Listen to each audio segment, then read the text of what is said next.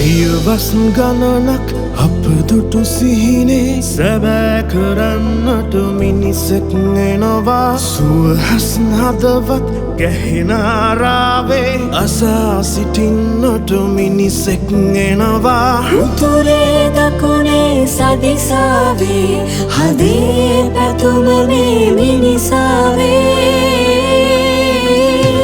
අද මුළු රට එක මිටකට සුබ නැකත